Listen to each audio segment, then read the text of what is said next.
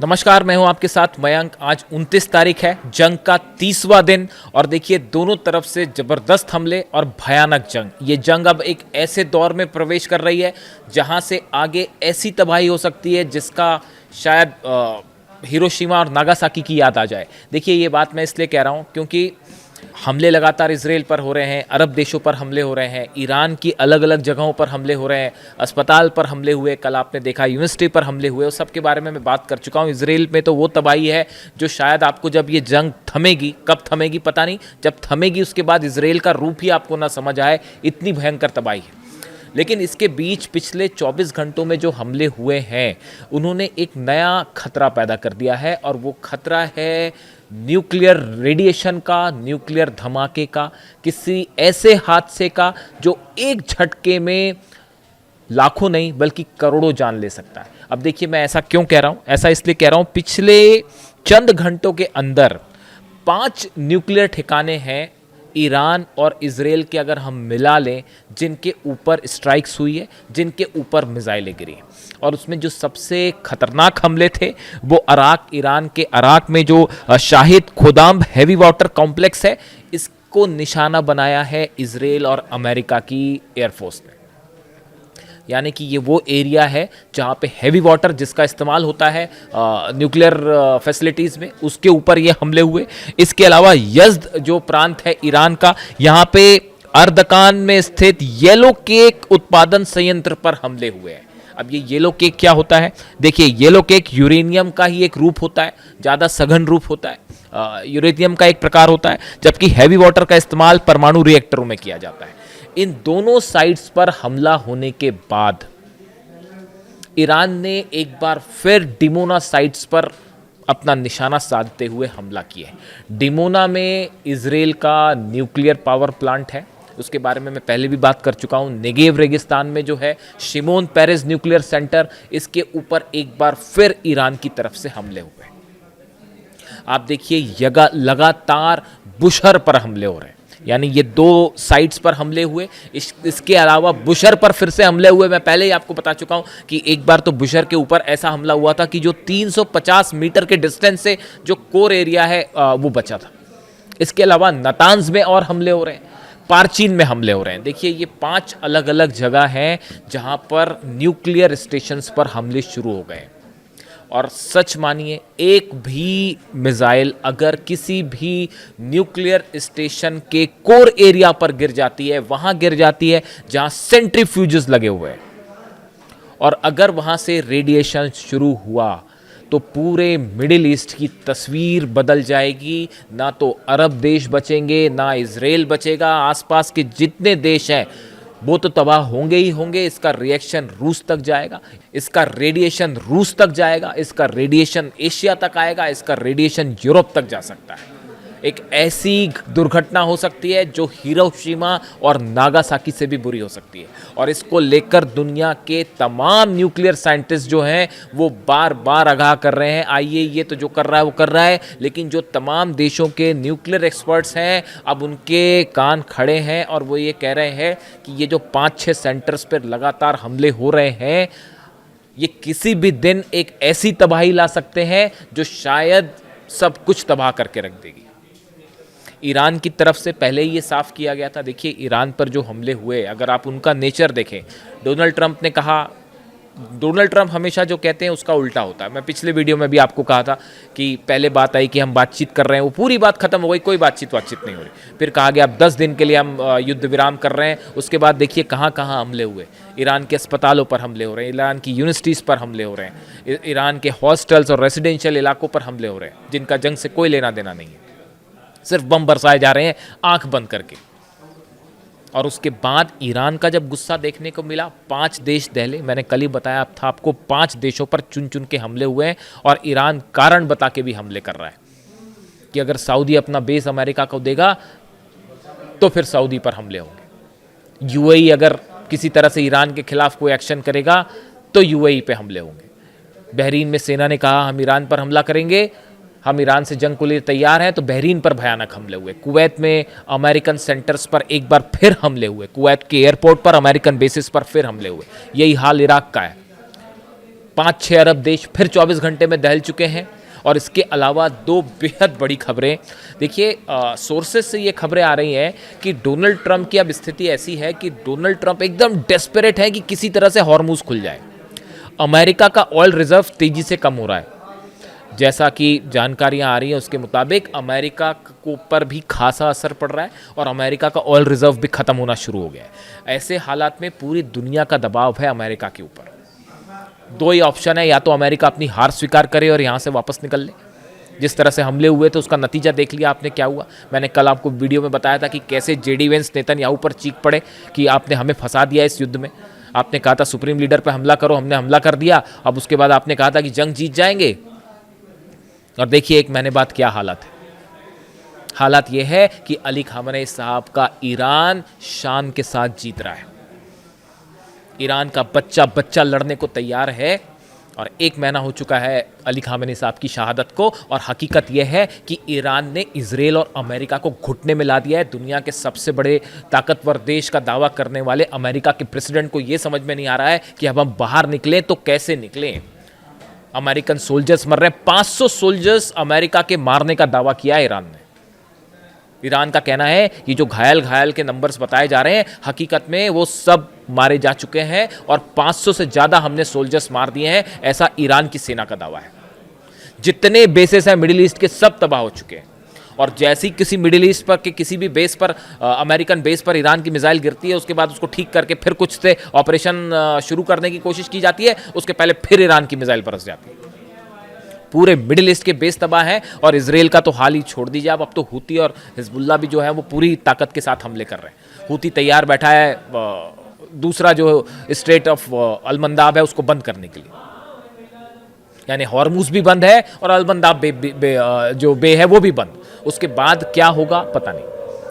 देखिए इसी बीच बड़ी खबर यह है कि डोनाल्ड ट्रंप ने स्ट्रेट ऑफ हॉर्मूज को खुलवाने के लिए चीन से गुहार लगाई है। और यह कहना है खुद अमेरिका के कुछ डेमोक्रेट सीनेटर्स का, सांसदों का। वो ये कह रहे हैं कि सूत्रों के हवाले से यह खबर है कि डोनाल्ड ट्रंप ने अब चीन से मदद मांगी है और बार बार चीन के सामने गिड़गिड़ा रहे हैं और ये कह रहे हैं कि किसी तरह से ईरान को मनाइए और हॉर्मूज को खुलवाइए, वरना पूरी दुनिया का इकोनॉमी के स्तर पर बड़ा नुकसान होगा। देखिए जिस तरह से इस जंग में ईरान भारी पड़ता दिखाई दे रहा है और ट्रंप की सारी कोशिशें स्ट्रेट ऑफ हॉर्मूज को खोलने की फेल हो गई हैं।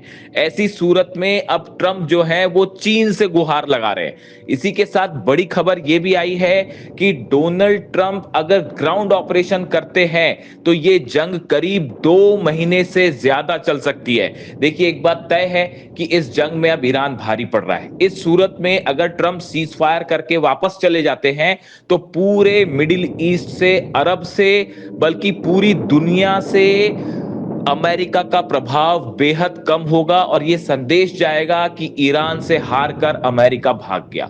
ऐसे हालात में ये एक बहुत ही शर्मिंदगी भरी वाली स्थिति हो सकती है अमेरिका के लिए। इसीलिए ये कहा जा रहा है कि पेंटागन ने एक बड़ा प्लान तैयार किया है लंबी जंग का, ग्राउंड ऑपरेशन का। और अगर ऐसा होता है तो ये जंग लंबी चल सकती है और लंबी जंग में अमेरिका को कितना नुकसान होगा, कितनी कैजुअलिटी होगी, वो एक बहुत बड़ा रिस्क होगा। इसी के साथ खबरें अब ये भी आ रही हैं कि रूस ने एक बड़ा हथियारों का जखीरा भेजा है ईरान के लिए, इस तरह के दावे हो रहे हैं। और उसमें हज़ारों की संख्या में ड्रोन्स हैं। ड्रोन का बड़ा मैन्युफैक्चरिंग चाइना में भी होती है, हो ही रही है। डेली करीब 400 ड्रोन रोज बनाए जा रहे हैं वहाँ पे, जंग के बीच में बनाए जा रहे हैं। कई साइट्स ऐसी हैं, लेकिन अब ये जंग लंबी होती दिखाई दे रही है। डोनाल्ड ट्रंप कब तक क्या करेंगे पता नहीं, लेकिन हो सकता है, ये भी बताया जा रहा है, इस तरह की भी आशंकाएं। देखिए ईरान ने पहले कह दिया कि जंग शुरू आपने की थी, हमसे पूछ के तो की नहीं थी, आपने जंग शुरू की थी ना, अपनी जिम्मेदारी पर करी थी। लेकिन अब खत्म करने का, वो कब खत्म करना है वो तो हम डिसाइड करेंगे, अब आप डिसाइड नहीं करेंगे। ईरान के जितने लीडर्स हैं सबने बात कह दी, चाहे नए सुप्रीम लीडर हो, चाहे अब्बास अराक्ची साहब हो, चाहे सेना हो, सबने ये कह दिया है कि अब तुम्हारे पास ये अधिकार नहीं है तय करने का कि जंग, ये जो खेल चल रहा था, जब चाहे हमला कर दिया, जब चाहे सीजफायर कर दिया, अब तुम फंस चुके हो। इस बात की कोई गारंटी नहीं है कि अमेरिका ने हमले बंद कर दिए तो ईरान स्ट्रेट ऑफ हॉर्मूज खोल देगा। उसका कहना है कि हम बिल्कुल नहीं खोलेंगे, अब हर चीज यहां पे हमारी शर्त पर होगी। ये गुस्सा है सुप्रीम लीडर पर निशाना साधने का, सुप्रीम लीडर को शहीद करने का, छोटे छोटे बच्चों को शहीद करने का। अब ईरान अपनी शर्तों पे करेगा जो कुछ करेगा, और रोक सकते हैं तो रोक लीजिए आप। एक देश क्या, सब मिलकर रोकने की कोशिश करना है, कर लीजिए। जितने अरब देश हैं वो एक हो जाएं और सब एक हो जाए, यूरोप एक हो जाए और कर लीजिए हमला, देख लीजिए क्या हो सकता है। हमला करने की हिम्मत नहीं जुटा पा रहे कई देश। एक महीने से मिसाइल मार रहा है, एक महीने से ड्रोन खा रहे हैं, लेकिन कई देश ऐसे हैं जो अब भी हमले की हिम्मत नहीं जुटा पा रहे। आप सोच लीजिए इससे कि कितना खौफ है ईरान का, क्योंकि वो ये सब जानते हैं। सिर्फ ये बात यही इतनी नहीं है, ये सब देश ये भी जानते हैं कि सुप्रीम लीडर की शहादत के बाद जो ईरान में गुस्सा है वो खत्म होने वाला नहीं है, और जो रास्ते में आएगा वो सब पे बरसेगा। अभी तो जो हमले हो रहे हैं वो अरब देशों के बेसिस पर हैं, बाय एंड लार्ज अमेरिका के बेसिस जो है उन पर हमले हो रहे हैं, या जो एयरपोर्ट्स हैं उस पर हमले हो रहे हैं, ताकि वहाँ पे जो है अमेरिकन को टारगेट करके हमले हो रहे हैं। अब अगर यही जिस तरह के हमले इसराइल पर हो रहे हैं, ऐसे ही अगर UAE, Saudi, Bahrain, Jordan, Qatar, यहाँ सब जगह होने लगे तो क्या हुआ हाल बताइए आप। खैर, अब रूस की तरफ से एक ये खबर है कि रूस ने जो है वो ड्रोन्स बैकअप देना शुरू कर दिया है, और जितना लंबा युद्ध अमेरिका की उतनी करारी हार। और इसीलिए कहा जा रहा है कि रूस ने जो है एक बड़ा प्लान तैयार हुआ है, जिसमें चाइना का भी अहम रोल है, जिसमें रूस का भी अहम रोल है, और ईरान के जो सेना के प्रतिनिधि हैं वो तो हैं ही शामिल उसमें। और देखिए प्लान ये है कि जितनी जंग लंबी खिंच रही है अमेरिका की उतनी करारी हार। और अमेरिका को ईरान ये चाहता है, देखिए जो मैंने कुछ एक्सपर्ट से बात की कि भाई आखिर आगे अब क्या होगा, ये जंग ऐसे कब तक चलती रहेगी। ईरान तैयार है, ईरान एक ऑल आउट वॉर के लिए तैयार, रोकेगा नहीं जंग। ऐसे में अब आगे क्या हो सकता है, देखिए ईरान के सामने जो सबसे बड़ा लक्ष्य है, जैसा कि अलग अलग कैलकुलेशन से मैं समझ पा रहा हूँ और कई एक्सपर्ट से चर्चा के बाद मैं इस निष्कर्ष पर पहुंचा हूँ कि मिडिल ईस्ट से जब तक अमेरिका का वापस मार्च नहीं कर दिया जाएगा कि भाई आप वापस जाइए, सिर्फ ईरान के आसपास हमले बंद करने से बात नहीं बनेगी। ईरान की स्ट्रैटेजी बड़ी है अब सेना की, वो उसी लक्ष्य पे काम कर रहे हैं। सऊदी भी खाली करिए, जॉर्डन भी खाली करिए, कुवैत भी खाली करिए, बहरीन भी खाली करिए, इराक भी पूरी तरह से खाली करिए, यूएई खाली करिए, उसके बाद सोचा जाएगा क्या करना है। मिडिल ईस्ट का इलाका ईरान कई बार कह चुका है यहाँ के जो देश हैं उनका है, इस पे दूसरे देशों की मिलिट्री इंटरफेरेंस बर्दाश्त नहीं है। अगर अरब के किसी भी देश में एक भी अमेरिकी जेट है तो जंग जारी रहेगी, अमेरिकी सैनिक हैं तो जंग जारी रहेगी। इसीलिए ईरान ने चुन चुन के उन होटल्स को निशाना बनाया है, उन बेसेस को निशाना बनाया है जहां अमेरिकन सोल्जर्स रुके हुए हैं। और ईरान का कहना है कि ये जंग जारी रहेगी और हम चुन चुन के अमेरिकन पर निशाना साधते रहेंगे, चाहे वो जहां भी हो। अब इस बीच में ये जो न्यूक्लियर वाला स्थिति है, ये इसने इस जंग को एक बेहद खतरनाक दिशा में आगे बढ़ा दिया है। देखिए, एक मिसाइल स्ट्राइक्स और उसके बाद अगर डिमोना में, अब इसराइल में, जो कि अब अगर आप न्यूक्लियर साइट्स पर हमले कर रहे हैं ईरान के, तो ईरान पलटवार करेगा। ईरान की पॉलिसी यही है, आप एक हमला करें ईरान 10 हमले करेगा। आपने ईरान के स्टील प्लांट्स पर हमला किया, देखिए कि यूएई में क्या हुआ और सऊदी में क्या हुआ और कुवैत में क्या हुआ।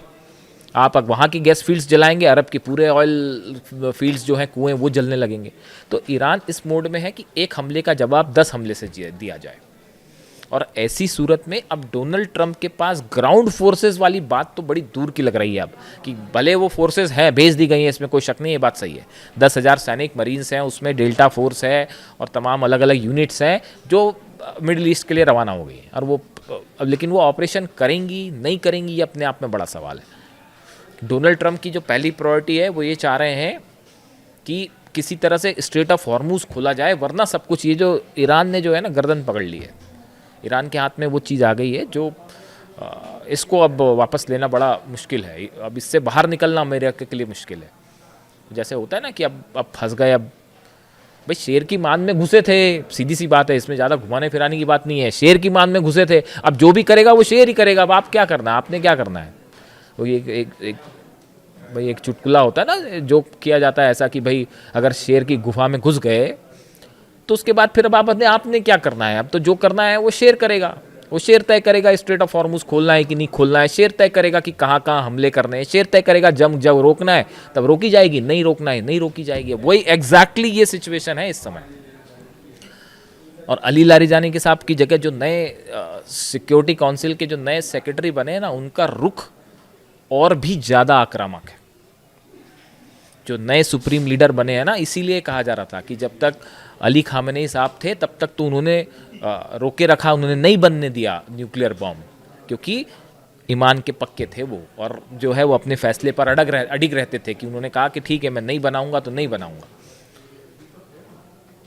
लेकिन आपने जिस तरह से जो बर्ताव किया है ईरान के साथ, इसके बाद फिर क्या रूल्स और क्या रेगुलेशन, आप खुद बताइए। तो अब वहाँ पे एक बड़ी लीडरशिप है जो एटम बम वाली सुगबुगाहट शुरू हो गई है, ना सिर्फ ईरान में, पेंटागन में भी, अमेरिका में भी, रूस में भी, चीन में भी। हर दुनिया के बड़े एक्सपर्ट्स ये समझ रहे हैं कि किसी भी दिन खबर आ सकती है कि ईरान ने जो है वो न्यूक्लियर टेस्ट कर लिया और सब कुछ बदल जाएगा। और किम जोंग तो इसीलिए बैठे हैं उस दिन के इंतजार में कि कब खबर आए, वो खबर आए तो मैं आईसीबीएम भेजूंगा। तो इस बात के लिए भी तैयार है कि तुम न्यूक्लियर बॉम्ब तो बनाओ, मैं आईसीबीएम भी भेजने को तैयार हूँ। वो किम जोंग तो पता नहीं किस इरादे में बैठे हुए हैं।